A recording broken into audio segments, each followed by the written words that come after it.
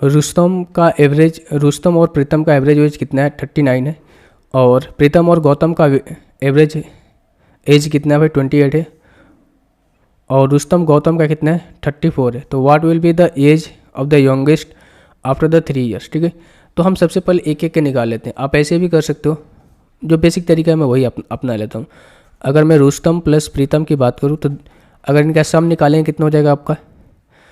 78 हो जाएगा। इसी हिसाब से मैं प्रीतम और गीतम की सम निकालूँ, प्रीतम और गीतम का मैं सम निकालूँ तो ये कितना हो जाएगा आपका भाई? 28 × 2 यानी कि 56। उसी तरीके से मैं यहाँ से रुस्तम और गीतम का सम निकालूँ तो हो जाएगा कितना आपका भाई?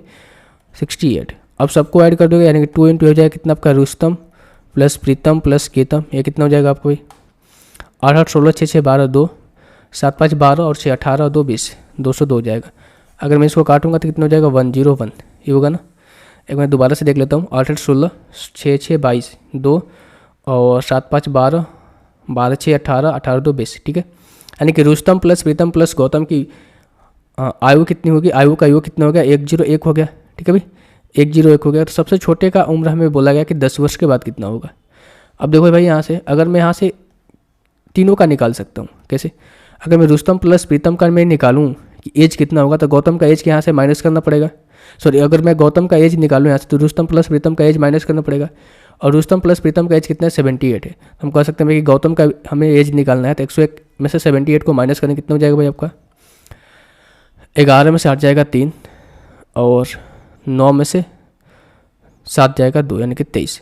अब देखो आगे आपको चेक करने की जरूरत नहीं है क्योंकि सबसे मिनिमम वैल्यू यही आएगी। क्यों? क्योंकि देखो इन दोनों का योग जो है, इन दोनों का योग जो है इन सबसे बड़ा है, इन सबसे बड़ा है।